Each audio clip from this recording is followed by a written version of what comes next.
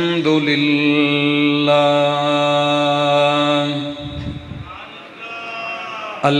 لله رب العالمين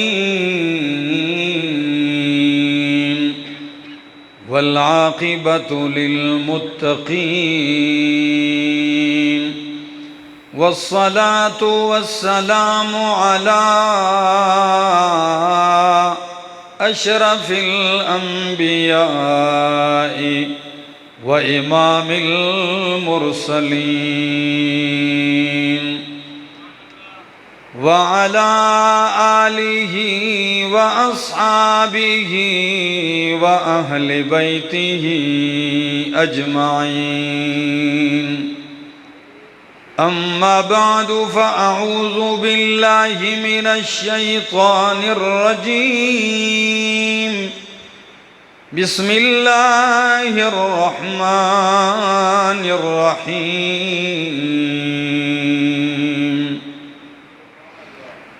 وإذ يمكر بك الذين كفروا ليثبتوك أو يقتلوك أو يخرجوك ويمكرون ويمكر الله والله خير الماكرين.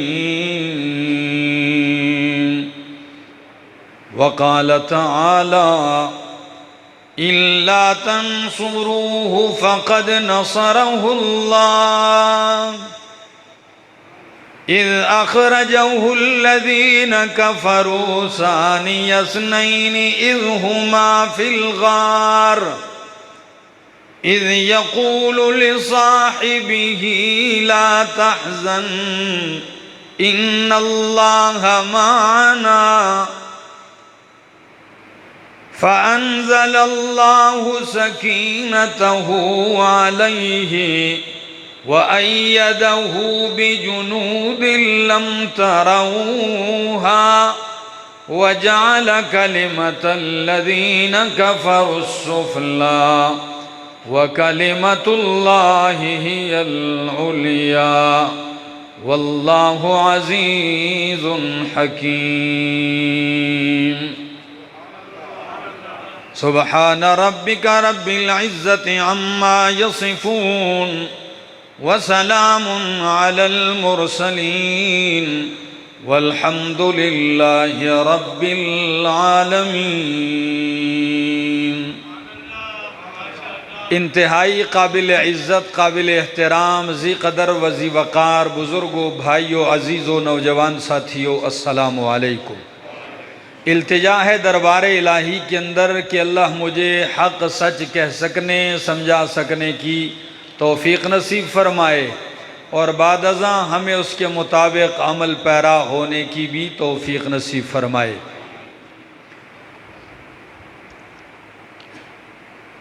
اسلامی مہینہ ماہ سفر رواں دواں ہے اور تاریخی اعتبار سے اس مہینے کے آخری دنوں میں بعض نے 27 تاریخ ذکر کی ہے. نبی اکرم صلی اللہ تعالی علیہ وسلم نے مکۃ المکرمہ سے مدینۃ المنورہ کی طرف ہجرت فرمائی اور ہجرت کا یہ ایک تاریخ ساز سفر ہے. ہجرت کا یہ سفر اپنے اندر سینکڑوں ہزاروں عبرتیں اور سبق لیے ہوئے ہے. علماء کرام نے، محققین، مؤرخین نے، سیرت نگاروں نے صرف ہجرت پیغمبر صلی اللہ تعالی علیہ وسلم کے اوپر مستقل کتابیں لکھی اور امت کے لیے اس میں جو عبرتیں ہیں، جو سبق ہیں، وہ ذکر کیے، جو اس کے فوائد ذکر کیے ہیں.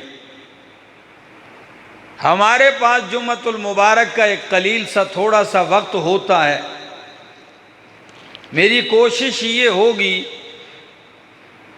کہ نبی اکرم صلی اللہ علیہ وسلم کے اس عظیم سفر کا ایک حصہ آپ کے سامنے آج اس جمعۃ المبارک میں پیش کروں، اور اگر زندگی نے وفا کی ساتھ دیا تو اگلے جمعۃ المبارک میں اس کا دوسرا حصہ آپ کے سامنے پیش کروں گا۔ دوستو، اللہ کے پاک پیغمبر صلی اللہ تعالی علیہ وسلم نے جب اعلان نبوت فرمایا، لا الہ الا اللہ کی صدا بلند کی صفا کی پہاڑی سے، یہ وہ پہلا دن تھا کہ جس دن آپ کو پتھر مارے گئے، اور یہ سلسلہ رکا نہیں، یہ سلسلہ بڑھتا گیا، تدبیریں کر کر کے لوگ تھک گئے۔ وہ موقع آیا کہ اللہ کے پاک پیغمبر صلی اللہ علیہ وسلم نے اجازت دی صحابہ کو کہ تم حبشہ چلے جاؤ۔ وہ ہجرت کر کے حبشہ چلے گئے، کچھ ہی عرصہ وہاں ٹھہرے، چند مہینے نہیں ٹھہرے تھے، کسی نے جھوٹ کی افواہ پھیلا دی کہ اہل مکہ کی صلح ہو گئی ہے، ماحول بڑا سازگار ہو گیا، واپس آ جاؤ۔ وہ بیچارے پھر واپس آئے، اور ظلم کی چکی پہلے سے زیادہ سخت ہو چکی تھی، اور دوبارہ اذیتیں برداشت کرنے لگے۔ اس ماحول میں آپ نے اجازت دی دوسری مرتبہ، پھر آپ نے اہل مدینہ کی طرف ہجرت کی اجازت دی۔ صحابہ کرام یکے بعد دیگرے طریقے سے ہجرت کرتے چلے جا رہے تھے۔ فاروق اعظم رضی اللہ تعالیٰ عنہ ہجرت کر چکے، دیگر کئی صحابہ کرام ہجرت کر چکے۔ اہل مدینہ کو آپ نے اشارے بتا دیے کہ انشاءاللہ العزیز انتظار میں رہنا، میں بھی آؤں گا، بلکہ معاہدے ہو چکے کہ میرا ساتھ دو گے، تحفظ کرو گے۔ اہل مدینہ نے آپ سے معاہدہ کرتے ہوئے فرمایا، اللہ کے پیغمبر آپ آئیے تو صحیح، ہم جب تک زندہ ہیں اس وقت تک آپ پر آنچ نہیں آنے دیں گے، جب ہم نہیں رہیں گے پھر آپ جانیں۔ جب تک ہم زندہ ہیں تکلیف نہیں آئے گی، یعنی ہم برداشت کریں گے، دفاع میں ہر گھاٹی سے گزر جائیں گے، ہر حد ہم پار کر جائیں گے۔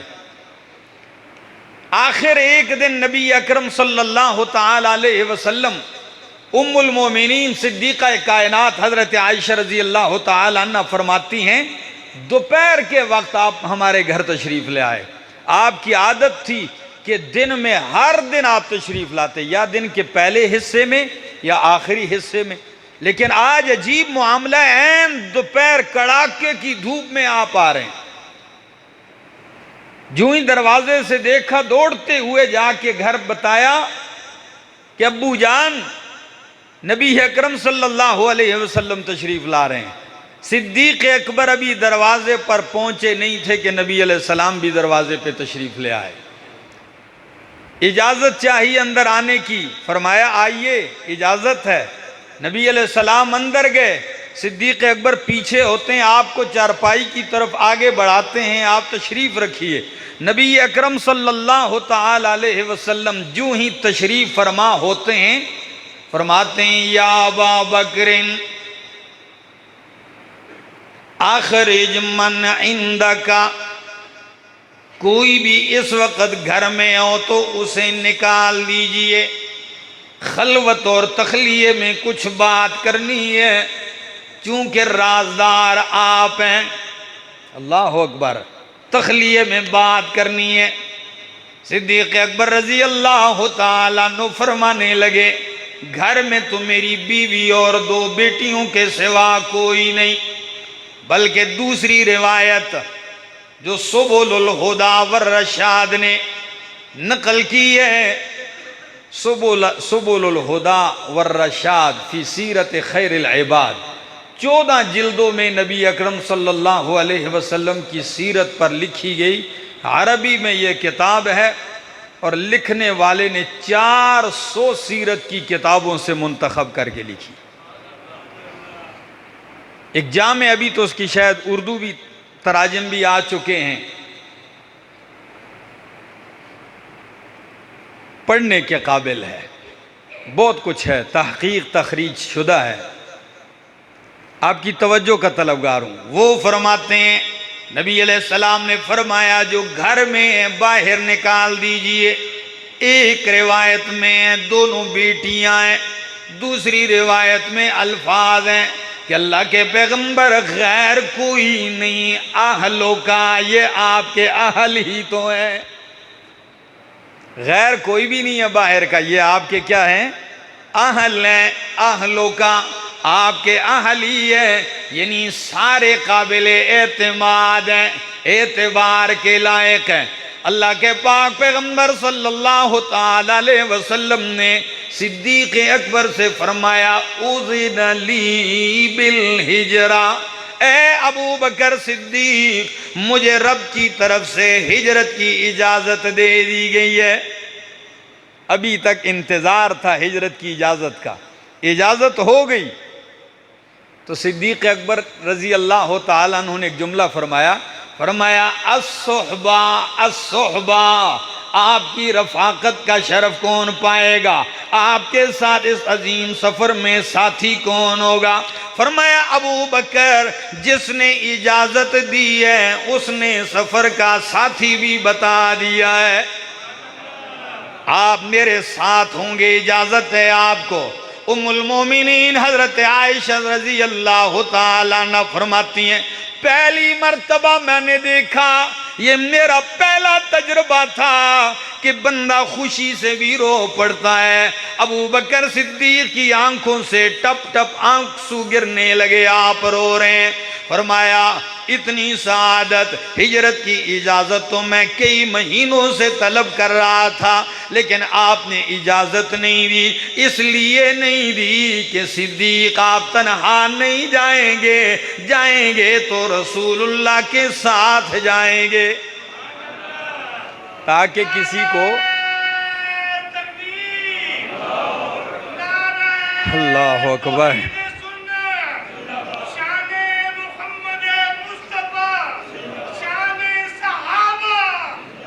فرمایا ابو بکر صدیق رضی اللہ تعالیٰ عنہ سے تیار رہنا، سواریوں کا انتظام کیجئے۔ فرمایا اللہ کے رسول صلی اللہ علیہ وسلم آپ نے پہلے بتایا تھا، اشارہ دیا، میں 2 اونٹنیاں پال چکا ہوں، خوب فربا ہیں، ایک آپ کی ایک میری ہے۔ نبی علیہ السلام نے فرمایا بالثمن، مفت نہیں لوں گا، کیا پیسے دوں گا۔ عجیب بات ہے، سیرت نگار لکھتے ہیں کہ کبھی ایسا نہیں ہوا کہ نبی علیہ السلام نے ابو بکر صدیق کا مال قبول نہ کیا ہو۔ فرمایا ٹھیک ہے، کبھی آرڈر بھی دے دیتے، اس موقع پر فرمایا نہیں قیمت دوں گا، کیا وجہ ہے، کیا راز ہے؟ تو کئیوں نے لکھا راز ایک یہ بھی ہے کہ نبی علیہ السلام فرما رہے تھے ہجرت تو میں بھی کر رہا ہوں، صدیق اکبر بھی کر رہا ہے، ہجرت کے ساتھ جس طرح میری جان لگ رہی ہے مال بھی میرا ہی لگے، کہ ہجرت ہر لحاظ سے پوری ہو جائے۔ تو فرمایا قیمت دوں گا، اور رازدار پیغمبر بھی ایسے اسرار سمجھتے تھے، فرمایا منظور ہے، اتنی کی ہے اب کی ہو گئی۔ نبی علیہ السلام نے فرمایا صدیق رات کو انتظار میں رہنا، کسی بھی وقت نکلیں گے۔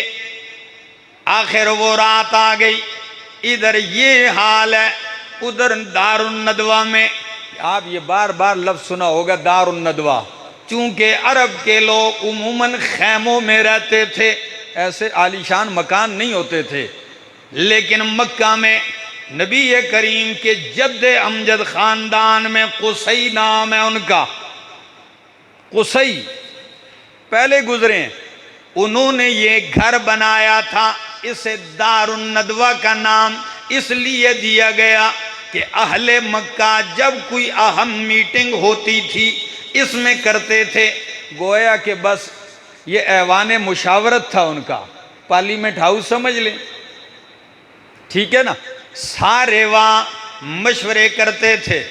اور اس کا ممبر پتہ ہے کتنی عمر کا بندہ ہوتا تھا؟ 40 سال سے اوپر، 40 سال سے جس کی عمر کم ہو اس کو اندر نہیں چھوڑتے تھے، لیکن ابو جہل اپنی شاطر ہونے کی وجہ سے انتہائی ذکی ہونے کی وجہ سے ابو جہل کو کم عمری میں بھی اس کا ممبر بنا دیا گیا تھا۔ میٹنگ جاری ہے دار الندوہ میں، قرآن وہ میٹنگ نقل کرتا ہے، سورت کا نام سورت الانفال ہے، آیت نمبر 30 ہے۔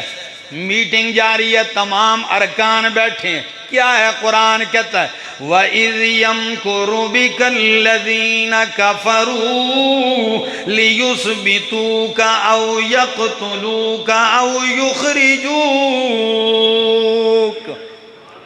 وَإِذْ يَمْكُرُ بِكَ الَّذِينَ كَفَرُوا، میرا پاک پیغمبر جب آپ کے بارے میں آپ کے خلاف کافر تدبیریں کر رہے تھے، خفیہ چال چل رہے تھے، مکر کر رہے تھے۔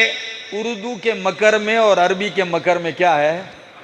پشتو میں بھی ہم کہتے ہیں فلاں مکر کر رہا ہے، اور اردو میں بھی ان کو میں بھی مکر اور معنی میں ہے، اور عربی میں خفیہ چال چلنے کو کہتے ہیں۔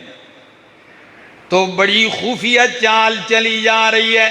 یمکر بک الذین کفروا، میٹنگ طے ہو رہی ہے، مشورہ ہو رہا ہے، ارکان پارلیمنٹ کی طرف دیکھا جا رہا ہے۔ دار الندوہ میں دیکھا بیچ میں ایک ریشمی جبہ پہنے ہوئے ایک پیپا بیٹھا ہوا ہے، بوڑھا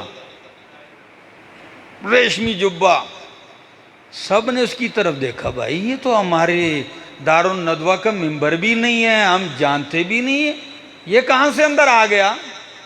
کسی نے جڑک کے پوچھ لیا، شیخ جی من انت ومن ادخلک علینا فی خلوتنا، کون ہے تو؟ ہماری اس راز کی میٹنگ خلوت میں تجھے کس نے داخل کیا؟ کیوں آئے ہو؟ یہ کون تھا؟ یہ نجدی شیخ شیطان تھا، ابلیس۔ کہنے لگا میں تو نجد کے علاقے سے آیا ہوں، اگر میرا آنا آپ کو ناگوار گزرا ہے تو میں چلا جاؤں گا، ناک چڑھاتے ہوئے کہتا ہے، لیکن میں بھی قبیلے کا سردار ہوں، ہو سکتا ہے آپ کی رائے میں آپ کی باتیں سنوں، کوئی اچھی رائے میں بھی دے دوں۔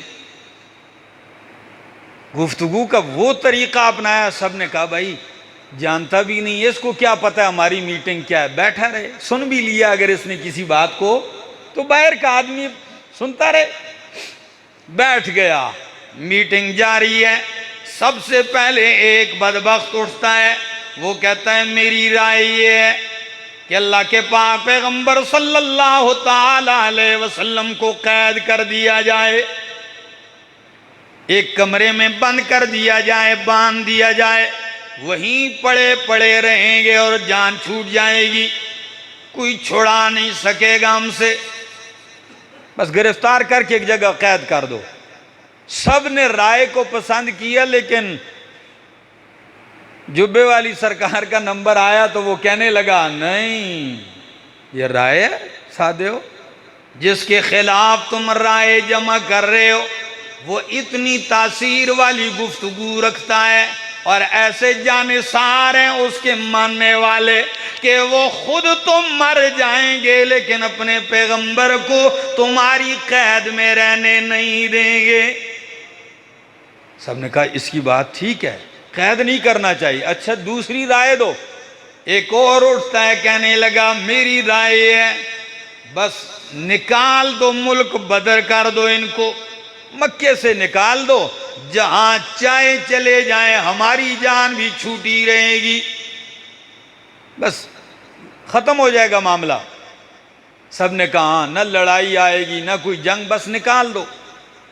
جب باری آتی ہے اسی ابلیس کی، پھر وہ کہنے لگا سادھو، جس کے خلاف تم نے اتنی میٹنگ کی، یہ ایجنڈا رکھا تم نے میٹنگ کا، جانتے بھی ہو وہ کیسا آدمی ہے، اس کی فصاحت، اس کی بلاغت، اس کی گفتگو، جیسے ابھی آپ نے خود بیان کیا کہ سحر انگیز گفتگو ہے ان کی، تو اگر وہ باہر چلے گئے وہ تو چند مہینوں میں دنیا کو گرویدہ بنا کے تمہارے اوپر حملہ آور ہو جائیں گے۔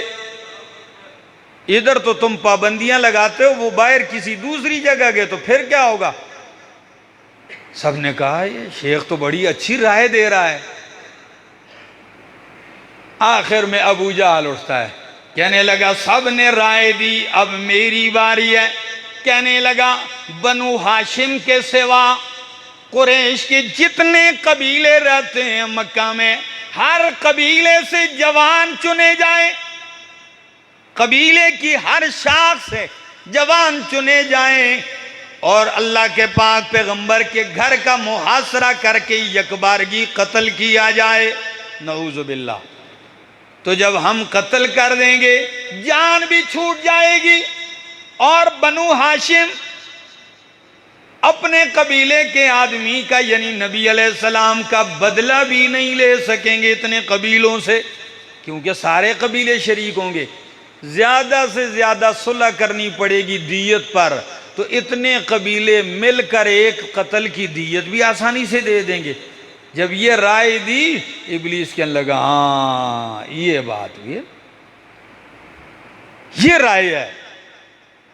قرآن کہتا ہے وَإِذْ يَمْكُرُ بِكَ الَّذِينَ كَفَرُوا لِيُثْبِتُوكَ، تاکہ آپ کو قید کریں، او یقتلوک، یا آپ کو قتل کریں، او یخرجوک، یا آپ کو ملک سے نکال دیں۔ فرمایا وَيَمْكُرُونَ وَيَمْكُرُ اللَّهُ، یہ بھی تدبیر کر رہے تھے، خفیہ چال چل رہے تھے، رب بھی تدبیر کر رہا تھا، یہ پیغمبر کو قتل کرنے کی تدبیر کر رہے ہیں، ادھر میرے رب پیغمبر کو بچانے کی تدبیر کر رہے ہیں، ادھر وہ قتل کرنے کی تدبیر کر رہے ہیں، ادھر اللہ ان کی تدبیروں کو خاک میں ملانے کی تدبیر کر رہا ہے۔ واللہ خیر الماکرین، اللہ بہترین تدبیر کرنے والا ہے۔ وہ دن آ گیا، رات کی گھڑیاں ہیں، سارے گھر کا محاصرہ ہے، نبی علیہ السلام سے کہا گیا چلیے نکلیے، نبی علیہ السلام کہنے لگے اب نکلوں باہر تو تلواریں نکلی ہوئی ہیں نیاموں سے باہر۔ آپ باہر نکلتے ہیں، مٹھی میں ریت لیتے ہیں، مٹی لیتے ہیں، اور زبان مقدس پہ یہ آیت جاری ہے وَجَعَلْنَا مِن بَيْنِ أَيْدِيهِمْ سَدًّا وَمِن خَلْفِهِمْ سَدًّا فَأَغْشَيْنَاهُمْ فَهُمْ لَا يُبْصِرُونَ۔ کیا عجیب انداز ہے۔ فرمایا وَجَعَلْنَا مِن بَيْنِ أَيْدِيهِمْ سَدًّا، ہم نے کھڑی کر دی ان کے آگے بھی دیوار پیچھے بھی دیوار، فَأَغْشَيْنَاهُمْ، پس ہم نے ان کو ایسے ڈھانپ دیا، فَهُمْ لَا يُبْصِرُونَ، پس یہ نہیں دیکھ سکتے۔ آپ نے مٹی پھینکی، مٹی ایک مشت خاک ہے، لیکن قربان جاؤں فرمایا میرا پیغمبر مٹھی پھینکنا آپ کا کام ہے، ہر کافر کی آنکھ تک پہنچا کے اندھا کرنا میرا کام ہے۔ آنکھیں ملتے رہ گئے۔ اللہ اکبر۔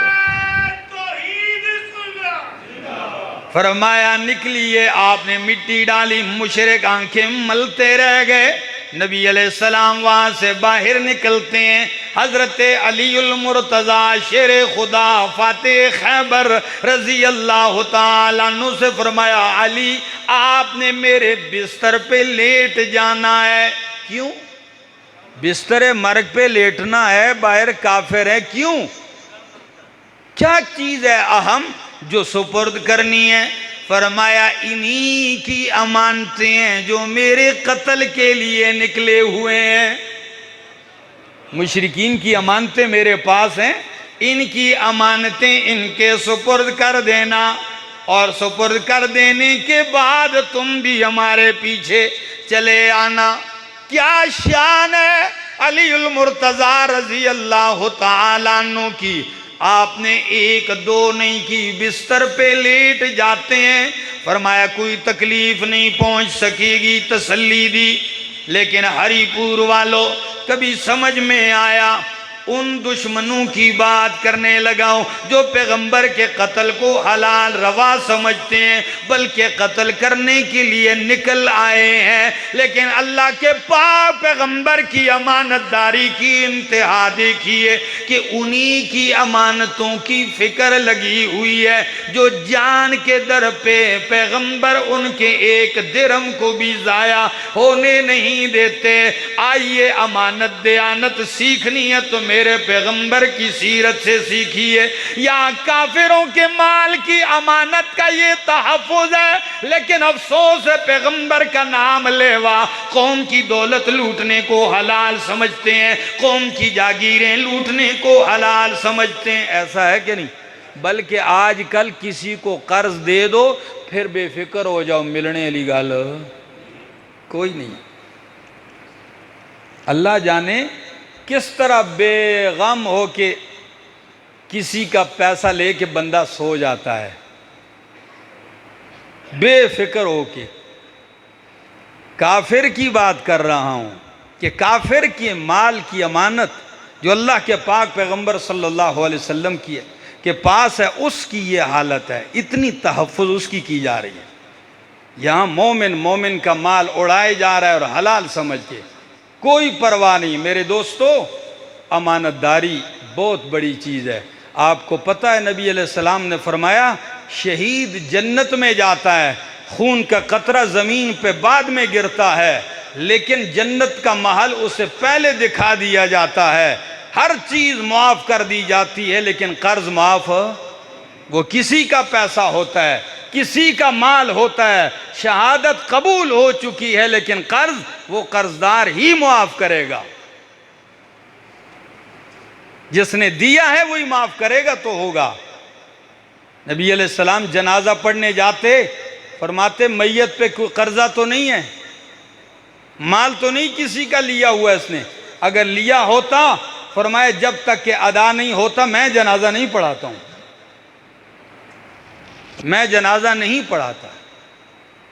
ہم نے اتنا آسان سمجھ لیا ہے، کسی کا مال کھا جانا، کسی کا مال لا کے اپنے بیٹوں کے منہ میں ڈالنا اور خوشی سے سو جانا، اور پھر جو ہے تسبیح لے کے سبحان اللہ کرنا، پھر عمرے بھی کرنا، طواف بھی کرنا۔ میرا دوست، کعبۃ اللہ کے چکروں سے لوگوں کو دیے ہوئے چکر معاف، ہاں وہ لوگوں کا مال لوگوں کو لٹانا پڑے گا۔ تو فرمایا علی المرتضی آپ لیٹ جائیے اور ان کی امانتیں حوالے کر کے آ جانا۔ ہری پور والوں، مشرکین کی امانتیں نبی کریم نے کن کے حوالے کی ہیں؟ علی کے حوالے کی ہیں۔ پیغمبر کے بستر پہ لیٹ جانا یہ علی کی شان ہے، مقام ہے، مرتبہ ہے۔ پیغمبر کا علی کو امانتیں سپر کر دینا یہ علی المرتضی رضی اللہ تعالیٰ عنہ کی شان ہے، لیکن خود اللہ کی امانت میرا پیغمبر ہے وہ صدیق کے حوالے کر دی، یہ صدیق کی شان ہے۔ اللہ اکبر۔ چلتے ہیں ابو بکر صدیق رضی اللہ تعالیٰ عنہ کے پاس۔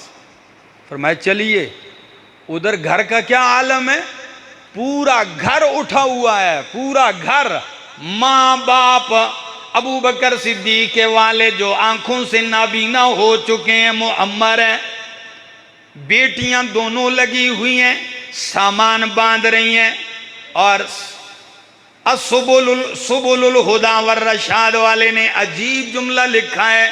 وہ فرماتے ہیں کہ ام المومنین حضرت عائشہ صدیقہ رضی اللہ تعالی عنہ اور حضرت اسماء بنت ابی بکر یعنی حضرت عائشہ کی بہن، یہ دونوں لگی ہوئی ہیں سامان باندھنے کی تیاریوں میں، کھانا تیار، باقی جو ضرورت کی چیزیں ہیں۔ حضرت اسماء کیا فرماتی ہیں پتہ ہے؟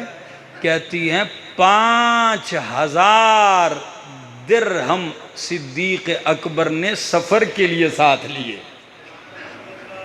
واہ ابو بکر! تو پتہ ہے جب لیے ابو آئے کہنے لگے صدیق اکبر کے والد جو نابینا بھی ہو چکے تھے، فرمایا کچھ چھوڑ کے گیا ہے آپ کا ابا؟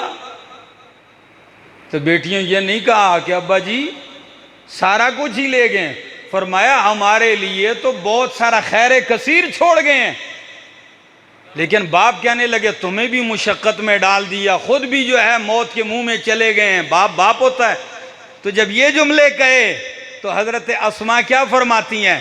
میں نے اپنے بوڑھے دادا کا ہاتھ پکڑا اور لے گئی، جدھر صدیق اکبر دراہم اور دینار رکھتے تھے ادھر کچھ کنکریاں اور کچھ پتھر چیزیں رکھ دی، ان پہ چادر ڈال دی اور بوڑھے نابینا دادا کے ہاتھ اس پر پھیرے۔ میں نے کہا دادا جی دیکھو کتنی چیزیں چھوڑ کے چلے گئے ہیں۔ تو کہنے لگا اچھا اتنے پیسے چھوڑ گئے ہیں، پھر تو کافی ہے آپ کے لیے، اللہ کیوں قربانی نہ دیں؟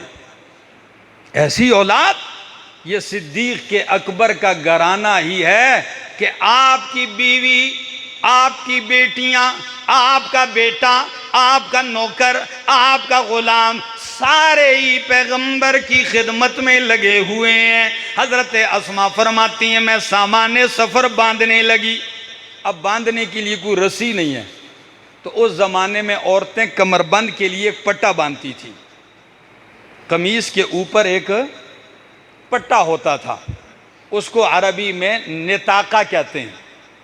کوئی رسی نہ ملی تو اسماء بنت ابی بکر اس پٹے کو کھولتی ہیں اور کھول کے اسے دو ٹکڑے کر کے دو پٹیاں بنا دیتی ہیں، دو نتاقیں بن گئیں، ایک سے ایک سامان، دوسرے سے دوسرا توشے کا سامان باندھ دیا۔ اللہ کو یہ ادا پسند آئی۔ آج تک جب حضرت اسماء کا نام آتا ہے سیرت میں، حدیث کی کتابوں میں، تو نام لیا جاتا ہے ذات النتاقین، دو پٹوں والی۔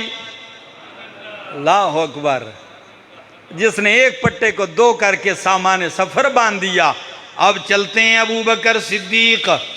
پتہ ہے جس شخص سے اونٹنیوں کا کہا تھا، ایک شخص سے کہا آپ نے اونٹنیاں 3 دن کے بعد غار سور تک پہنچا دینی ہیں، یہ اونٹنیاں لو، اتنے پیسے لو، آپ نے 3 دن کے بعد آپ نے یہ غار سور کے کنارے تک پہنچا دینی ہیں اونٹنیاں۔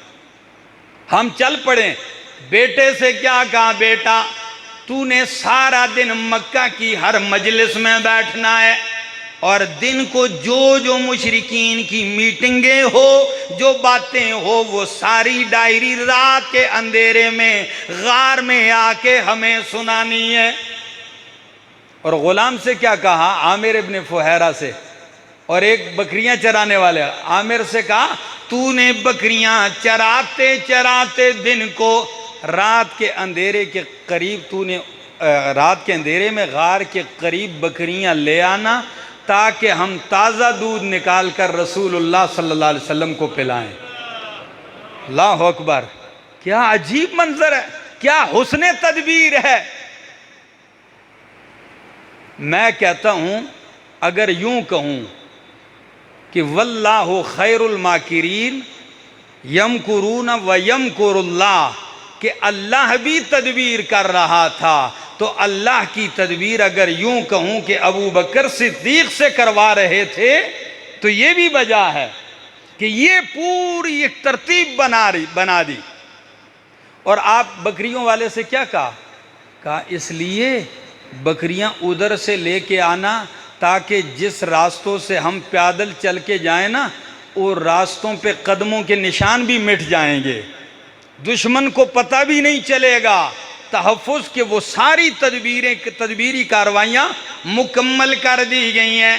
آپ نکلتے ہیں، صدیق اکبر ساتھ ہیں، حافظ ابن کثیر البدایہ والنہایہ اور سیرت حلبیہ والے لکھتے ہیں، کہتے ہیں صدیق کبھی آگے بڑھتے ہیں، کبھی پیچھے، کبھی دائیں کبھی بائیں۔ نبی علیہ السلام نے فرمایا مالک یا ابا بکر، اے ابو بکر آپ اتنے مضطرب، کبھی آگے پیچھے دائیں بائیں میرے ہر طرف گھومتے ہیں، کیا وجہ ہے؟ فرمایا اللہ کے پاک پیغمبر جدھر کا خطرہ محسوس کرتا ہوں میں اسی جانب ہو جاتا ہوں تاکہ میں قربان ہو جاؤں، آپ پہ آنچ نہ آنے پائے۔ واہ ابو بکر صدیق، کس عجیب محبت کا مظاہرہ ہے، اس کو فداکار کہتے ہیں۔ چلتے چلتے جب غار کے قریب پہنچتے، نبی علیہ السلام چونکہ پنجوں کے بل چل رہے تھے کہ آہٹ بھی کوئی نہ سن سکے، جہان تو مخالف ہے سارا، تو آپ کے حریری پاؤں سے خون آنے لگا، ننگے پاؤں چل رہے تھے، آواز نہ آئے، جب پاؤں سے خون آنے لگا ابو بکر صدیق کہاں گوارا کرتے، فوراً آگے بڑھتے ہیں اور آپ کو اپنے کندھوں پہ اٹھا لیتے ہیں۔ پہنچتے ہیں غار کے کنارے، فرمایا اللہ کے پاک پیغمبر صلی اللہ علیہ وسلم آپ ٹھہر جائیے، میں غار کی صفائی کرتا ہوں۔ نبی علیہ السلام باہر ہیں، صدیق اکبر غار کی صفائی پہ لگے ہوئے ہیں، سوراخوں کو بند کیا جا رہا ہے، کپڑا نہیں ملتا، اپنی چادر کرتے پھاڑ پھاڑ کے سوراخوں میں دیے جا رہے ہیں۔ غار صفائی ہو رہی، اور ادھر مکے کا کچھ حال سن لیجئے ذرا۔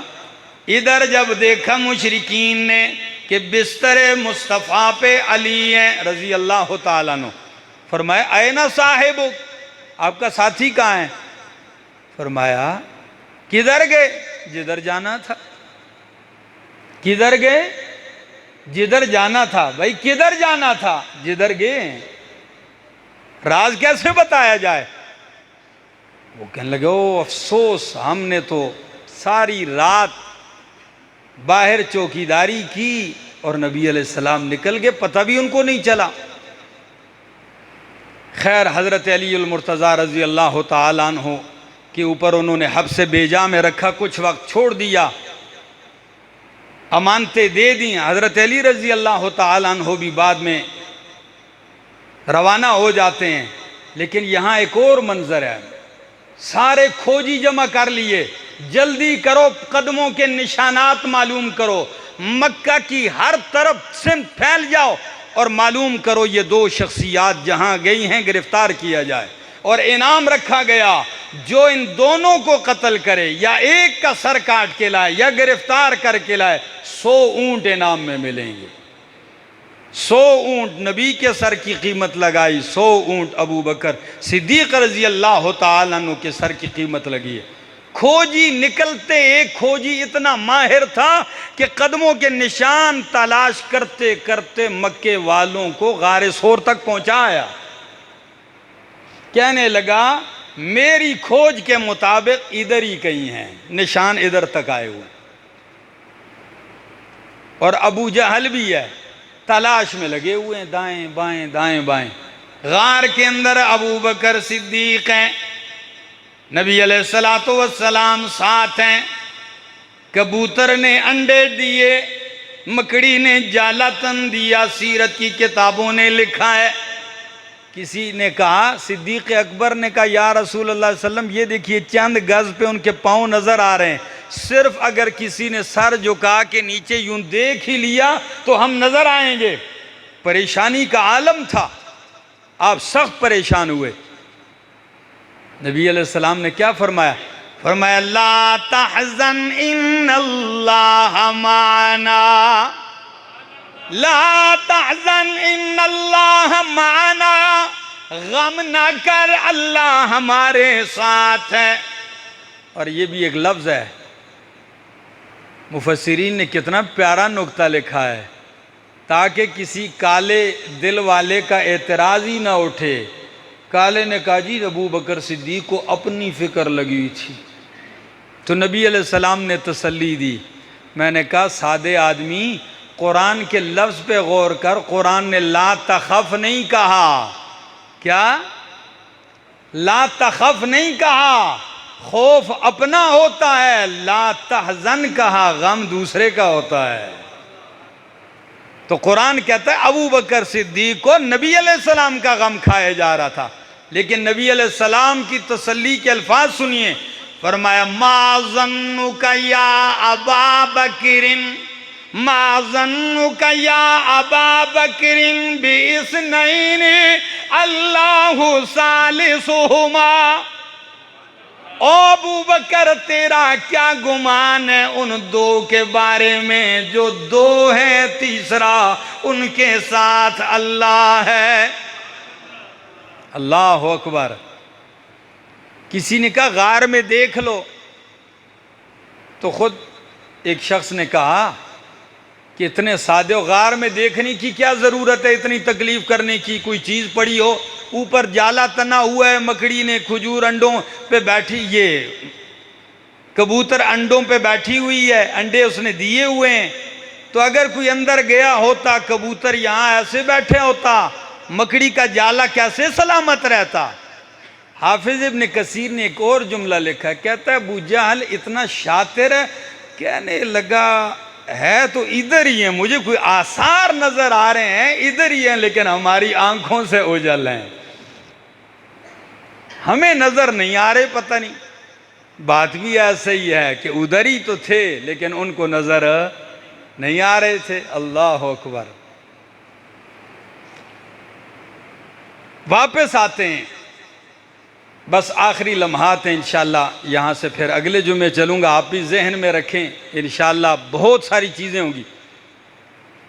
ادھر نبی علیہ السلام کے سر کی قیمت لگی تھی 200 اونٹ، یعنی دونوں شخصیات کی 200 اونٹوں کا انعام ہے۔ 3 دن پورے ہوئے، غار ثور سے نبی علیہ السلام چل پڑتے ہیں، آگے چلتے ہیں۔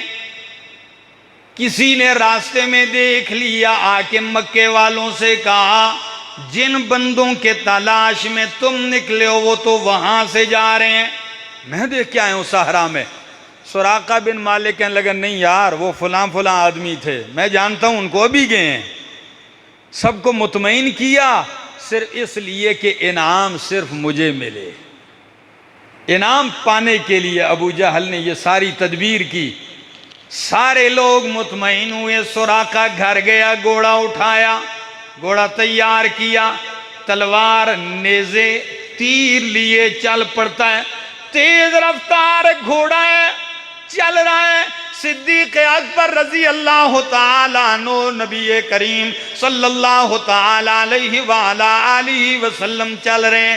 صدیق اکبر نے فرمایا اللہ کے رسول دشمن آ گیا، وہ پیچھے آ رہا ہے، نبی علیہ السلام مڑ کے نہیں دیکھ رہے، آپ کی زبان پہ قرآن کی تلاوت جاری ہے۔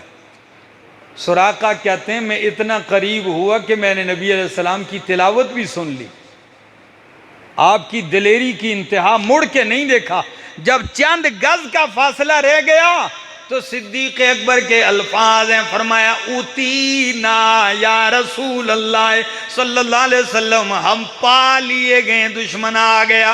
نبی علیہ السلام نے یوں سر اٹھایا، فرمایا اللہم اکفنا بما شئتا، اللہ تو ہماری کفایت کر، حفاظت کر جس طریقے سے تیری مرضی ہو۔ اللہ اکبر۔ جب یوں سر اٹھانے کی دیر تھی، سراقہ کا گھوڑا اگلے پاؤں زمین میں دھنستے ہیں، وہ نیچے جا گرتا ہے، جب گرتا ہے پھر اٹھتا ہے، پھر گرتا ہے، سمجھ گیا تو ایک دم آواز دے کے کہنے لگا، نبی علیہ السلام کا نام لے کے کہنے لگا مجھے آپ کی بد دعا لگی ہے، بس آپ مجھے معاف کر دیں، میری طرف سے کوئی تکلیف آپ کو نہیں پہنچے گی۔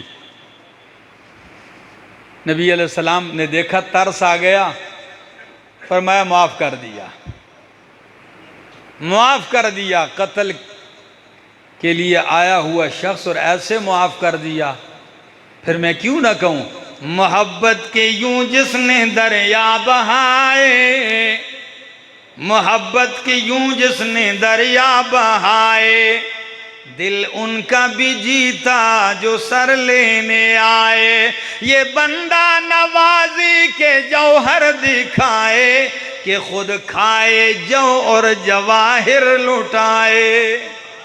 اللہ اکبر۔ یہ محبتوں کے انداز ہیں۔ چھوڑ دیا۔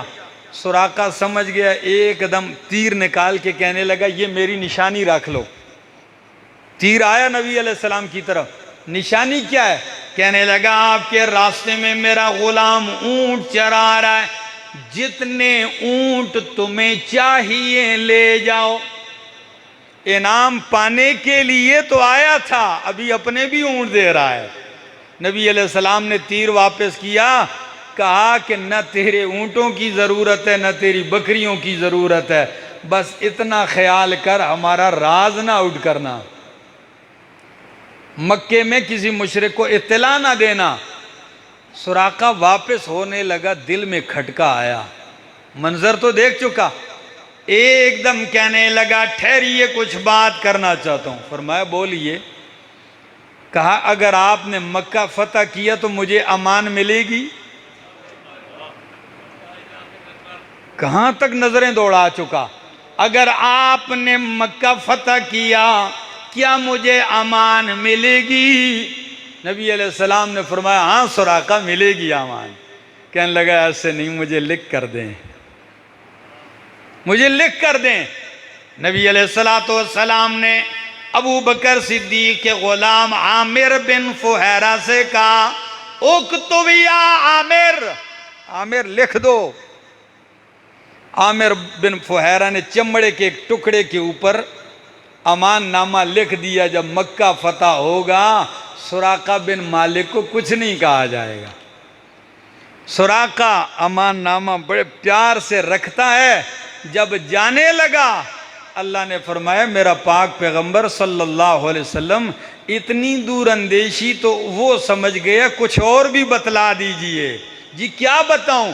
فرمایا سراقہ ٹھہر جائیے، صرف مکہ فتح نہیں بلکہ جب قیصر و کسریٰ کے محلات فتح ہوں گے اور ان کے محلات میں رہنے والے بادشاہوں کے وہ سونے کے تاج اور کنگر سراقہ تجھے پہنائے جائیں گے۔ قیصر و کسریٰ کے تاج اور ان کے وہ کنگن سونے کے وہ تجھے پہنائے جائیں گے۔ سراقہ کا گمان دماغ گھوما صحیح کہ کہاں ہم بدو اور کہاں سپر پاور دنیا کا، اور اس کا تاج اور ہمارا سر، اس کے کنگن اور ہمارے ہاتھ، ہمارے بازو، ہتھیلیاں، کلائیاں، اللہ۔